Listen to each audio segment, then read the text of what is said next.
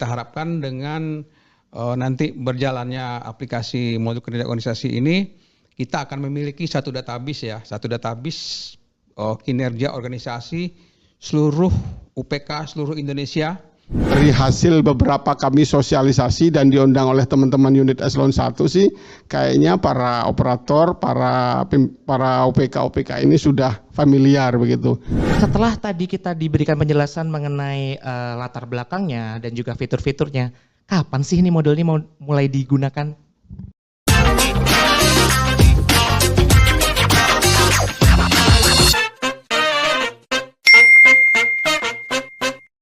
Assalamualaikum warahmatullahi wabarakatuh. Apa kabar Sobat Kiko? Semoga selalu dalam keadaan sehat, bahagia, dan selalu produktif ya. Senang sekali saya Zali diberikan kesempatan untuk membawakan podcast si Kiko, diskusi kinerja dan risiko dengan tema pengembangan modul kinerja organisasi di aplikasi Satu Kemenkeu. Sobat Kiko, tentu saja kita sudah tidak asing lagi dengan istilah digitalisasi, seperti yang terjadi di organisasi kita di Kementerian Keuangan. Hampir seluruh proses bisnis sudah bisa dijalankan melalui aplikasi dan tentu hal tersebut digunakan untuk meningkatkan efektivitas dan efisiensi dalam pencapaian target dan tujuan organisasi. Salah satu yang digunakan dalam digitalisasi di Kementerian Keuangan adalah pengembangan modul kinerja organisasi di aplikasi Satu Kemenkeu. Nah, tema tersebut yang akan kita bawakan pada podcast si Kiko pada episode kali ini. Nah, hari ini kita akan membahas secara detail tentang modul kinerja organisasi di aplikasi Satu Kemenkeu. Mulai dari latar belakangnya, fitur-fitur yang ada di dalam aplikasi tersebut, dan juga bagaimana cara menggunakannya. Untuk itu, kita sudah menghadirkan dua narasumber yang sangat berkompeten dan juga sangat memahami isi dari aplikasi modul kinerja organisasi di Satu Kemenkeu. Yang pertama kita sambut Pak Budi Kurniawan. Selamat siang Pak Budi. Selamat siang Mas Jali. Sehat Pak? Selamat, sehat, alhamdulillah. Alhamdulillah ya. Pak Budi ini merupakan kepala subbagian di bagian PKR 3 di Biro Perencanaan dan Keuangan. Dan juga kita kedatangan satu lagi tamu. Iya, ini dia ahlinya. Iya, ahli di bidang modul kinerja organisasi. Nanti kita akan kulik-kulik lebih banyak bersama Mas Aziz. Selamat siang Mas Aziz. Siang Mas Ali. Ya, apa kabar? Baik, alhamdulillah. Alhamdulillah ya. Kita sudah kehadiran dua narasumber bersama kita di acara podcast episode kali ini. Ada Pak Budi dan juga Mas Aziz yang nanti akan membantu kita mengenal lebih dekat tentang modul kinerja organisasi. Oke, langsung saja kita mulai ya diskusi kita ini ya. Karena ini sangat menarik sekali Bapak ya. Karena setelah mendengar judul modul kinerja organisasi itu sesuatu hal yang sangat kompleks menurut saya. Jadi apa sih sebenarnya latar belakang munculnya modul kinerja organisasi ini? Baik, terima kasih Mas Jali dan sahabat Kiko dimanapun berada. Sebagai pengelola kinerja organisasi, seperti kita ketahui ya, bahwa selama ini kita belum punya aplikasi untuk mengelola kinerja organisasi. Jadi itu salah satu latar belakang kita untuk membangun aplikasi modul pengelola kinerja organisasi. Kemudian kalau kita cermati di KMK 300, di situ juga diamanatkan bahwa akan ada nanti sistem informasi pengelolaan kinerja organisasi ataupun pengelolaan kinerja pegawai. Nah, dalam rangka itu kita sudah menyusun ya, mengidentifikasi dari probis-probis yang ada di pengelolaan kinerja organisasi, kita terjemahkan ke dalam aplikasi dan kita jadikan satu aplikasi yang nanti akan digunakan oleh semua UPK di Kementerian Keuangan. Jadi lebih kurang seperti itu Mas Jali, latar belakangnya ya, kenapa kita membangun suatu aplikasi untuk mengelola kinerja organisasi. Oke, baik. Kalau kita lihat di sini kan sebenarnya sebuah aplikasi itu dibuat untuk mempersingkat atau membuat suatu hal itu lebih efektif dan efisien nih. Nah, sebenarnya secara garis besar untuk modul kinerja organisasi ini apa sih efektivitas dan efisiensi yang diharapkan dari modul ini? Oke, Mas Jali. Selama ini kita mengelola kinerja organisasi itu masih manual ya, proses manual. Kita belum punya data yang terkonsentrasi ya, yang bisa kita akses kapanpun, dimanapun. Kita harapkan dengan nanti berjalannya aplikasi modul kinerja organisasi ini, kita akan memiliki satu database ya, kinerja organisasi seluruh UPK seluruh Indonesia yang bisa kita manfaatkan untuk kebutuhan pimpinan untuk membuat laporan ataupun dashboard nantinya seperti apa yang dibutuhkan agar pimpinan dengan cepat bisa mengetahui ya kondisi daripada kinerja dalam suatu UPK begitu. Jadi efektivitas dan efisiensinya mungkin bisa dilihat dari sana ya. Nanti kalau sudah database-nya terkumpul, nanti bisa didapat informasi dengan cepat, dengan tepat, dengan akurat, sehingga kita mudah menyampaikan laporan kepada pimpinan. Mungkin begitu salah satu. Baik, jadi nanti akan ada semacam kita mengumpulkan seluruh database dan sehingga database tersebut bisa digunakan lebih cepat oleh pihak-pihak yang berkepentingan. Betul. Oke. Baik, sekarang saya penasaran sekali nih. Dalam aplikasi ini atau dalam modul ini fitur-fitur apa saja yang ada? Baik, Mas Ali. Makasih atas pertanyaannya. Jadi kalau dalam aplikasi kinerja organisasi ini ada beberapa modul, Mas Ali.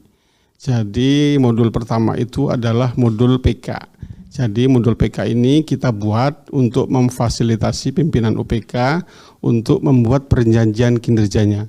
Jadi kalau selama ini seperti yang disampaikan oleh Pak Budi tadi, kita buat secara manual, makanya dengan adanya aplikasi ini kita coba buat dengan sistem aplikasi. Jadi nanti akan terdokumentasi dengan baik. Yang kedua, selain modul PK, kita juga punya modul yang namanya modul review PK.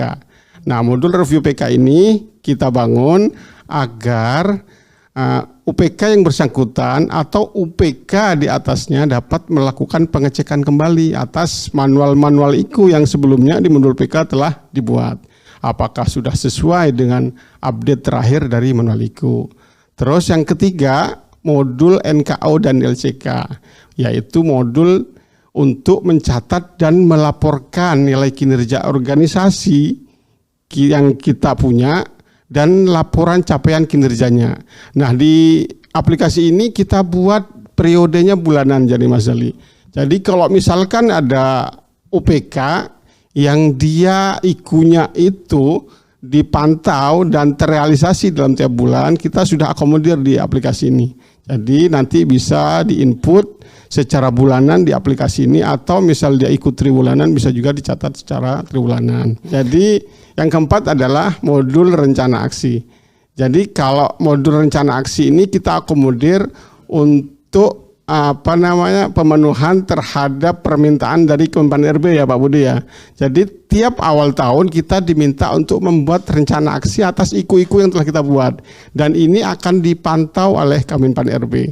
Jadi kalau selama ini nih teman-teman unit eselon 1 UPK menyampaikan dalam bentuk Excel kepada kita. Nah, di aplikasi ini kita coba rangkum, dijadiin satu dan bisa dipantau oleh kita-kita semua, oleh tiap kita OPK seperti itu. Terus yang kelima adalah modul addendum PK.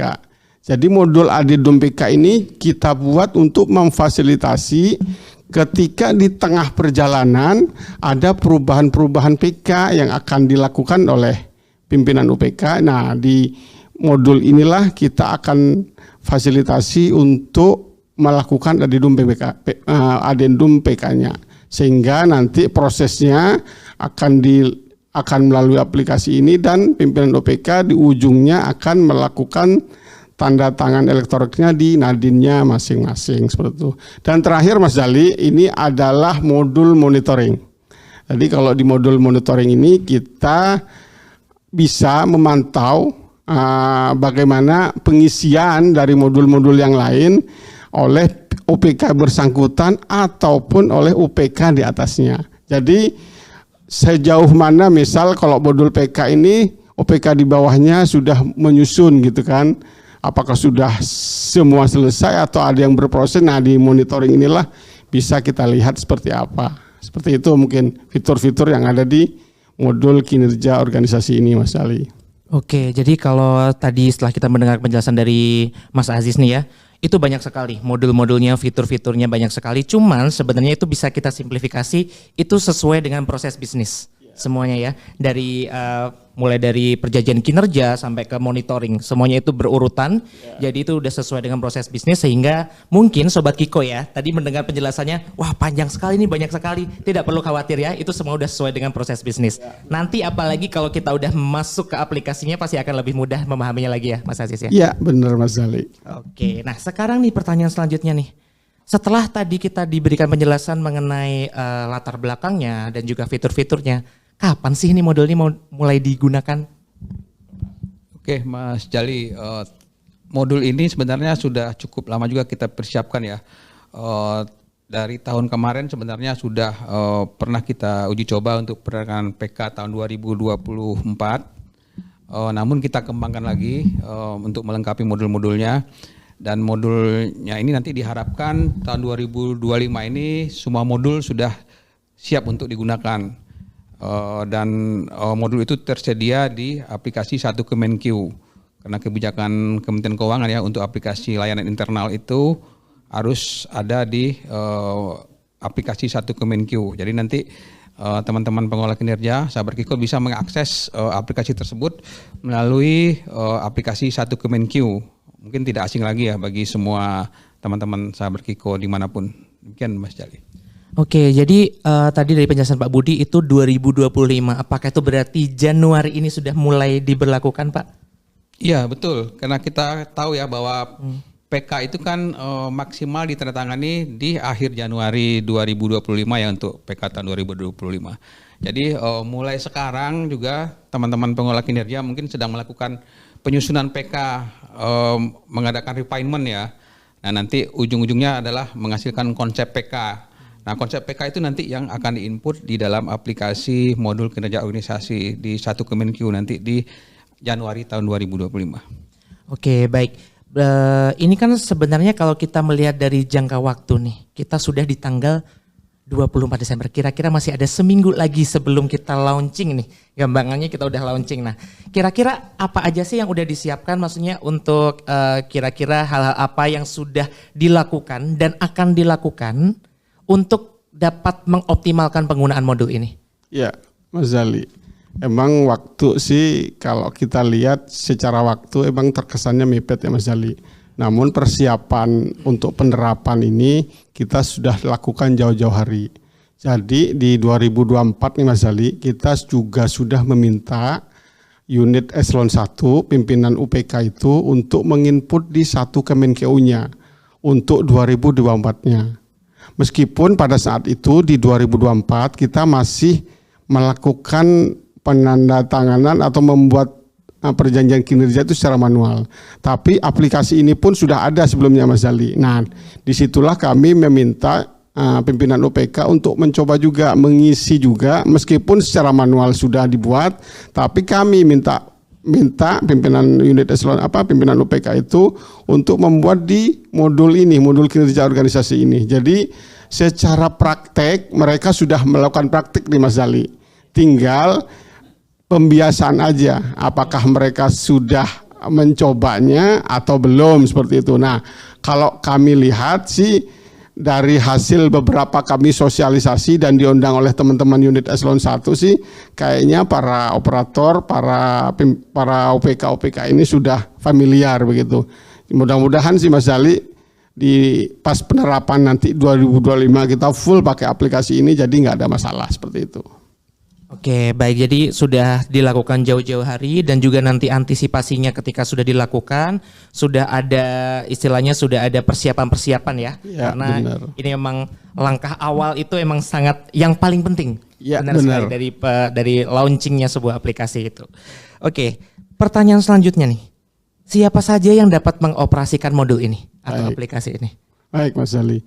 Jadi kalau di aplikasi modul kinerja organisasi ada 3 user yang berperan Mas Zali. Yang pertama tentu operator, yang kedua adalah aku, yang ketiga adalah KKO. Jadi kalau operator ini fungsinya nanti Mas Zali, jadi dia itu bertugas untuk melakukan input data. Jadi dia bisa nambah, bisa hapus, bisa edit begitu. Terus yang kedua adalah Ako juga mempunyai peran yang sama nih dengan operator. Jadi dia punya tugas juga untuk melakukan input data, bisa tambah, hapus atau edit seperti itu, seperti operator tadi.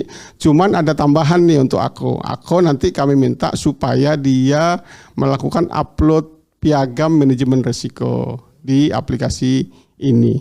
Jadi kenapa kami minta Ako? Biasanya Ako ini kan atasan dari operator langsung nih Mas Jali. Jadi kami minta Ako untuk melakukan upload piagam manajemen risiko. Kami berharapnya nanti atas konsep-konsep PK yang dibuat oleh operator, jadi dia bisa merecek dan recheck kembali seperti itu. Nah, KKO ini nanti tugasnya hanya menyetujui atau menolak konsep PK yang telah disusun oleh operator dan Ako.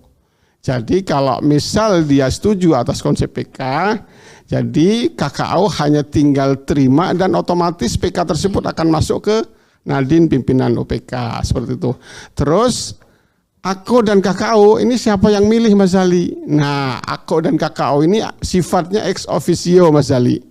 Jadi akan diisi oleh pejabat yang menangani pengelolaan kinerja organisasi di masing-masing. Jadi di satu Kemenkeu-nya mereka, ketika mereka emang ex officio menangani hal tersebut, akan muncul tuh modul kinerja organisasinya. Nah, kalau Ako dan KKO ex officio, bagaimana dengan operatornya? Ini siapa nih yang milih? Nah, di aplikasi ini kami minta kewenangannya ada di Ako dan KKO. Jadi Ako atau KKO lah nanti yang akan memilih siapa yang akan menjadi operatornya, seperti itu. Inilah tiga user yang akan berperan aktif di dalam modul kinerja organisasi ini, Mas Ali. Oke. Ada tambahan Budi? Oh, Oke. tentu, silakan. Makasih. Mungkin tadi disampaikan Mas Ajis ya, ada proses penguploadan piagam manajemen risiko. Padahal ini kan aplikasi kinerja ya.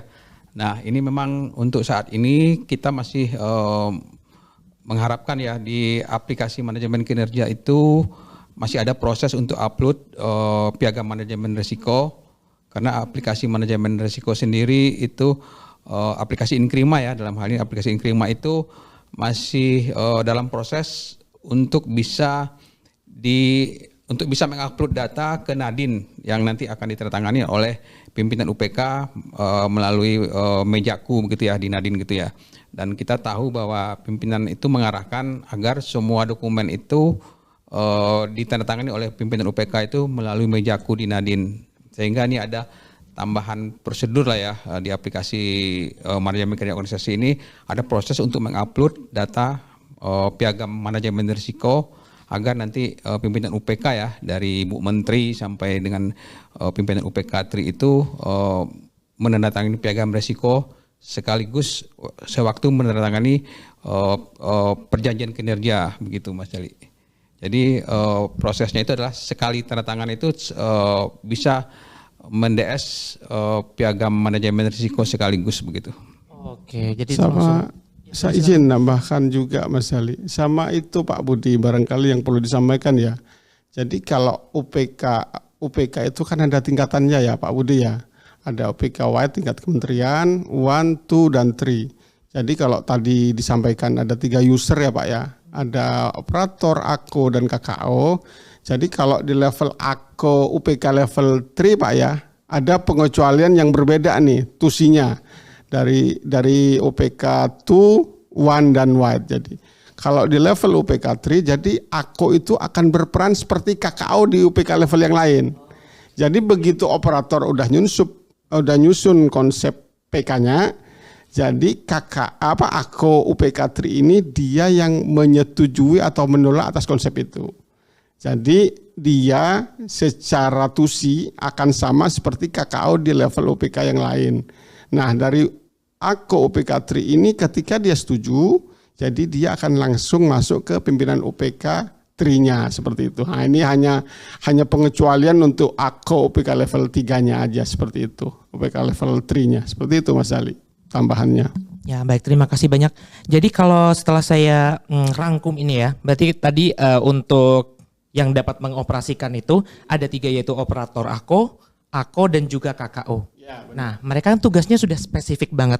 Dan ini pun juga modul baru. Ada nggak sih pelatihan atau pendampingan bagi para operator-operator baru ini yang disediakan dari bagian PKR? Ya, Alhamdulillah Mas Zali, kemarin itu di akhir Desember kita sudah melakukan sosialisasi dan UAT bersama seluruh unit eselon 1 nih Mas Zali. Dan alhamdulillah dari UAT itu Mas Zali, kami juga menghadirkan di situ tuh para operator-operator ya, menghadirkan para operator-operator dari hasil UAT dan sosialisasi tersebut dari 12 unit eselon 1 ini untuk pembuatan modul perjanjian kinerja ini tidak ada masalah yang ditemuin. Semuanya lancar. Dari proses penyusunan PK-nya hingga akhirnya ditandatangani oleh di level pimpinan UPK-nya ini alhamdulillah tidak ada masalah berarti. Hanya mungkin masalah-masalah minor yang muncul dan ini alhamdulillah tidak mengganggu aplikasi modul kinerja ini untuk pembuatan perjanjian kinerjanya begitu Mas Ali. Jadi insya Allah kita berharap mudah-mudahan sih untuk nanti di 2025 ini kita tidak akan menemui masalah yang berarti begitu Mas Ali. Baik, terima kasih. Nah ini masuk ke pertanyaan yang agak teknis ini ya.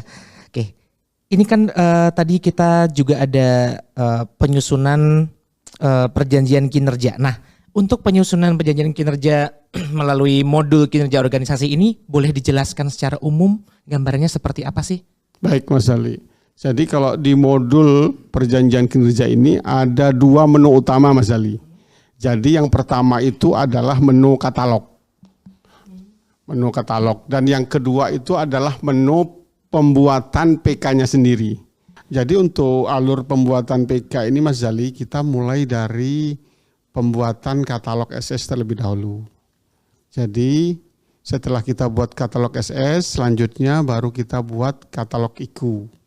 Dari katalog IKU setelah kita susun, baru langkah selanjutnya adalah kita buat grup mandatori. Grup mandatori ini fungsinya agar penerima-penerima mandatori IKU ini berkumpul jadi satu. Sehingga pada saat kita akan memandatorikan IKU, ini kita tinggal ambil adalah dari grup mandatori ini. Selanjutnya setelah kita memandatorikan IKU, kita beralih ke langkah 1 sampai langkah 6 untuk pembuatan perjanjian kinerjanya nih Mas Ali. Jadi langkah 1 sampai langkah 6 ini yang istilahnya intinya dari pembuatan perjanjian kinerja ini. Setelah selesai dari langkah 1 hingga langkah 6, baru kita cascade IKU yang telah kita buat. Cascade IKU, setelah cascade IKU kita buat, baru kita kirim PK untuk direview oleh KKO. Jadi nanti di level KKO, dia bisa menerima atau menolak atas konsep PK yang kita buat. Kalau misal dia menolak, berarti draft PK yang kita buat itu kembali lagi menjadi draft. Dan operator maupun AKO diminta untuk menyelesaikan pembetulan perbaikan atas yang disampaikan oleh KKO. Namun ketika KKO sudah setuju, maka ini akan masuk langsung ke nadinnya pimpinan UPK. Pimpinan UPK di situ tinggal TTE. Seperti itu Mas Ali kalau alur pembuatan PK-nya. Oke Mas Aziz, jadi tadi kita sudah dijelaskan terkait langkah 1 sampai 6 nih. Bisa nggak dijelaskan gambaran umumnya? Mungkin kita bisa agar lebih paham sedikit nih gambaran umumnya sebelum kita langsung terjun nanti ke aplikasi dari langkah 1 dan langkah 6-nya. Baik Mas Jali, jadi untuk langkah penyusunan PK ini benar seperti yang disampaikan oleh Mas Jali ada 6 langkah. Langkah 1 adalah pengisian data PK. Jadi data PK ini nanti terkait nomor PK ini akan diotomasi oleh sistem begitu. Dan kalaupun nomor ini salah, nanti di aplikasi ini pun kita sudah buatkan menu untuk generate ulang nomor PK yang benar seperti apa, seperti itu. Dan divisi setelah waktu kapan PK-nya ini dibuat, ini juga masuk di langkah 1. Langkah kedua adalah pembuatan peta strategi. Jadi di langkah 2 ini kita coba mengurutkan nih Mas Ali, mengurutkan peta strategi SSSS yang sudah kita buat di katalog SS tadi, kita urutkan nih di langkah 2. Dan kita perlu cek and recheck nih di langkah 2 nih, apakah SS yang sudah kita buat ini sudah sesuai dengan gambar peta strategi. Kalau tidak sesuai berarti kita sempurnakan lagi. Kalau memang sini di langkah 2 ini sudah sesuai, maka kita lanjut ke langkah ketiga, yaitu melakukan perekaman IKU. Jadi dari langkah 2 tadi ngerekam SS, nah IKU inilah yang akan masuk ke masing-masing SS-nya.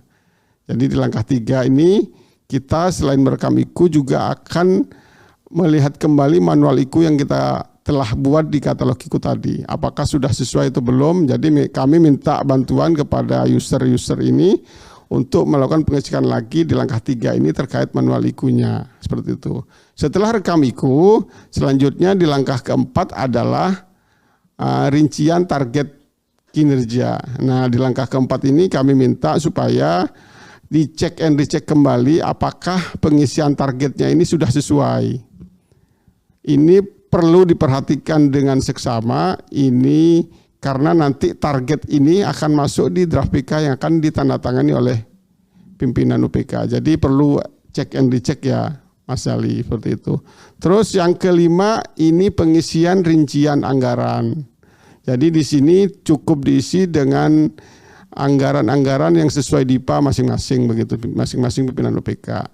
Terakhir adalah langkah ke-6 yaitu pengisian inisiatif strategis. Ini diisi oleh UPK-UPK yang mempunyai IS. Kalaupun nggak punya, ini bisa dilewatkan begitu saja Mas Ali.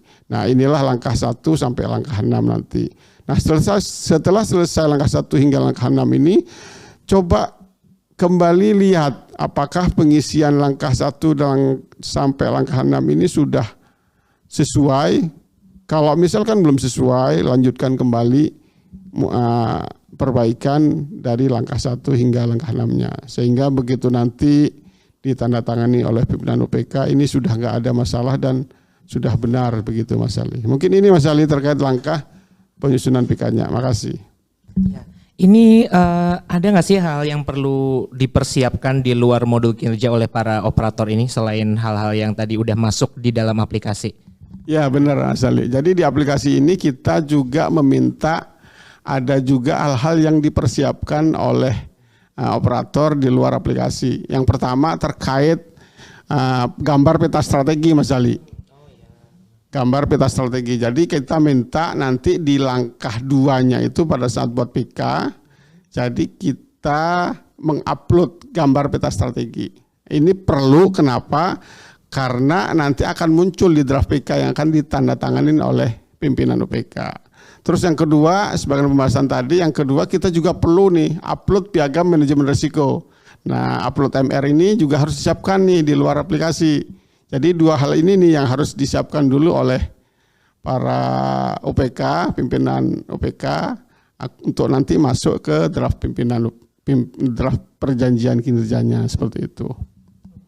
Ini tadi tiba-tiba saya keingat terkait masalah tadi Mas Aziz juga menjelaskan masalah cascading ya di sini ya. Ini bagaimana jika IKU cascading yang diterima oleh UPK yang berkenaan itu tidak perlu masuk ke UPK yang sedang dibuat? Jadi kalau misal ada IKU yang di cascade ke UPK di bawahnya, dia tidak perlu masuk di UPK bersangkutan karena bisa jadi karena di UPK yang bersangkutan itu udah jumlahnya udah melebihi dari yang ditentukan, maka UPK tersebut bisa meneruskan lagi ke UPK di bawahnya begitu Mas Ali. Jadi bisa kalau cascading IKU bisa diteruskan ke UPK di bawahnya seperti itu. Mungkin tadi ya untuk Sobat Kiko, penjelasannya mungkin sangat panjang dan juga rumit, namun nanti tenang saja dari bagian PKR tim tentu akan siap membantu setiap saat dari pengelola kinerja apabila mengalami kesulitan ya dalam menjalankan modul kinerja organisasi ini. Jadi jangan khawatir ya. Oke, kita mau tanya lagi nih terkait rencana ke depannya ya. Jadi untuk aplikasi atau modul kinerja organisasi ini kan memang baru akan di launching. Namun pengen tahu sih sebenarnya rencana ke depannya itu apakah akan ada pengembangan lagi atau seperti apa? Oke, baik Mas Jali.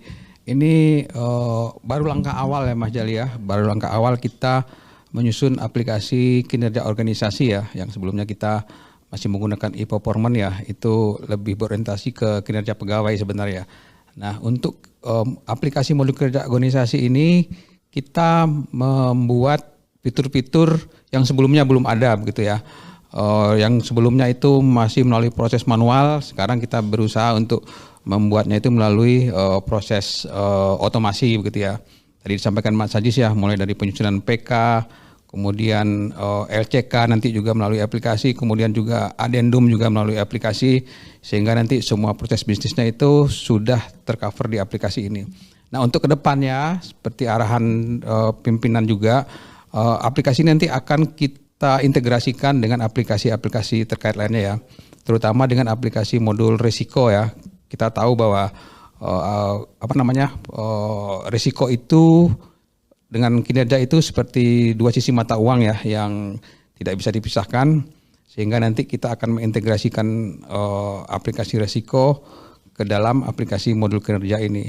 Nah, kapan itu dilakukan? Tentu kita menunggu kesiapan daripada implementasi aplikasi modul kinerja ini ya, juga kesiapan dari penyelesaian atau penyesuaian dari aplikasi modul risiko yang dikembangkan oleh teman-teman DJPB ya, aplikasi Inkrima begitu.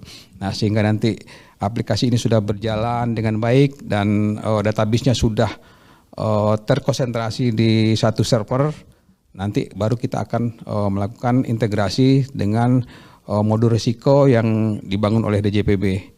Mungkin seperti itu Mas Jali nanti ke depannya seperti itu. Oke, jadi ini memang walaupun baru langkah awal, tapi secara kedepannya kita udah visioner ya. Tahu akan mungkin nanti akan digabungkan atau dengan aplikasi-aplikasi lain dari Inkrima dan juga risiko seperti itu. Baik, ini kan mungkin ya sebagai user pun saya juga agak khawatir sebenarnya.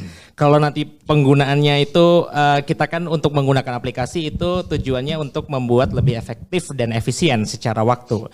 Namun ketika ini adalah aplikasi baru, saya agak khawatir malah nanti kita akan lebih menghabiskan waktu untuk mempelajari aplikasi tersebut, terus mungkin hal-hal administratif lainnya dan lain sebagainya. Nah, ini ada tips nggak dari Bapak-bapak sekalian untuk bagaimana kita bisa menggunakan aplikasi atau modul kinerja organisasi ini secara lebih optimal?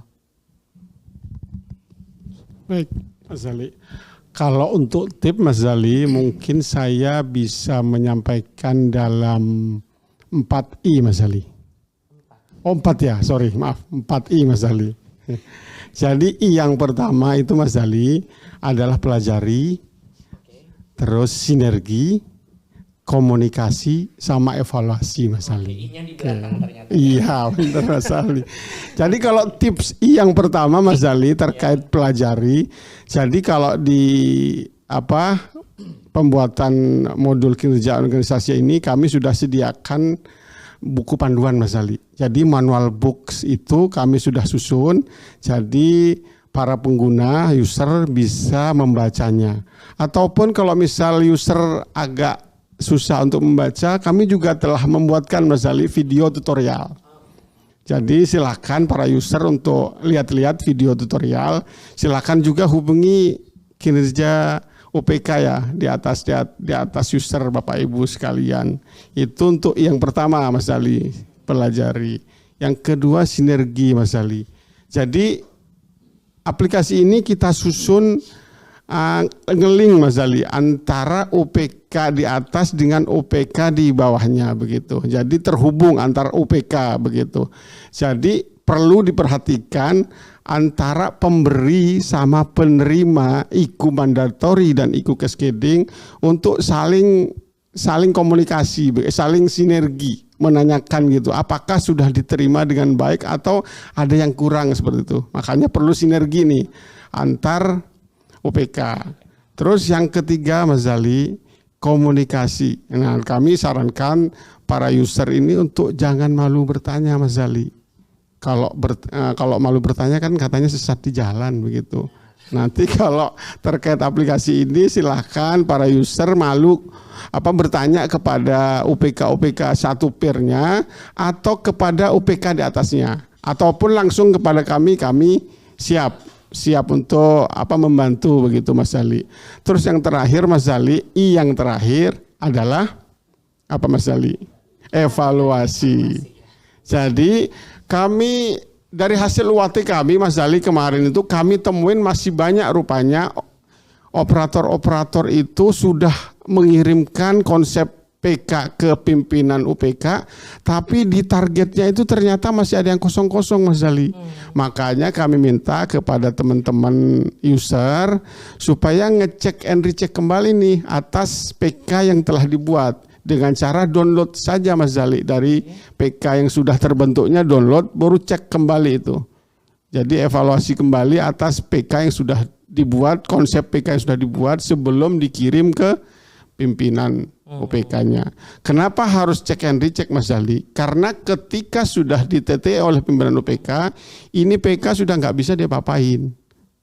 Tapi kalau misal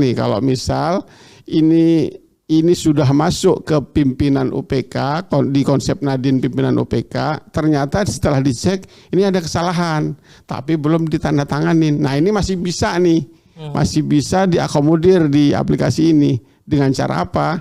Dengan cara minta hapus di Nadinnya pimpinan UPK atas konsep PK tersebut. Ketika ini sudah dihapus di Nadin pimpinan UPK, maka PK tadinya yang sudah statusnya verified istilahnya, nanti kembali menjadi draft dan bisa diperbaiki kembali. Seperti itu Mas Ali. Mungkin itu Mas Ali, kalau dari saya tipsnya. Oke, jadi tipsnya tadi ada 4 ya. Yang pertama adalah pelajari, kemudian sinergi, kemudian komunikasi dan juga evaluasi. Evaluasi benar Mas Ali. Ujian lulus lah ya saya. Oke, baik, terima kasih Mas Aziz ya atas tips yang telah diberikan. Ini ada nggak dari Pak Budi nih, ada harapan dan juga mungkin closing statement terkait pengembangan modul kinerja organisasi di aplikasi Satu Kemenkeu? Oke, baik Mas Jali. Seperti kita ketahui ya, aplikasi ini cuma tool ya, tool untuk kita memudahkan kita bekerja begitu ya. Terkait dengan data itu kita yang menentukan ya, benar atau tidaknya itu kita yang menentukan. Jadi kita harus benar-benar yakin kalau data yang kita input tuh sudah benar, sudah kita verifikasi dengan benar. Jangan sampai nanti di tengah perjalanan penyusunan PK, pengikut PK itu ada salah. Contohnya salah kita menginput SS. Nah itu nanti akan mengulang dari awal lagi kalau kita salah menginput uraian SS begitu ya, yang sudah kita input. Iku-iku di bawahnya akan menyebabkan itu harus dihapus lagi dan kita mengulang lagi untuk menginput SS-nya. Karena kita ketahui SS itu adalah tempat cantolan daripada iku-iku itu. Secara sistem itu tidak bisa kita mengubah SS tanpa mengulang dari awal. Nah, jadi mohon nanti teman-teman operator memastikan bahwa data yang input itu sudah benar begitu ya. Dan kemudian juga perlu diperhatikan sebelum kita menginput PK, kita yakini bahwa PK UPK di atas kita itu sudah melakukan input ya. Karena biasanya mereka juga memberikan IQ cascading ke UPK di bawahnya. Sehingga nanti begitu kita melakukan input PK, IQ cascading yang kita terima itu sudah tersedia di menu, kita tinggal mengambilnya saja. Mungkin begitu. Kemudian harapannya semoga ini aplikasi ini nanti bisa diimplementasikan di semua level UPK ya, sehingga nanti datanya bisa terkumpul secara nasional di server Kementerian Keuangan dan kita bisa membangun sistem informasi yang lebih luas lagi, yang lebih bermanfaat lagi untuk pimpinan ke depannya berdasarkan data yang ada yang diinput oleh semua OPK di lingkup Kementerian Keuangan. Demikian Mas Jali yang bisa saya sampaikan. Terima kasih.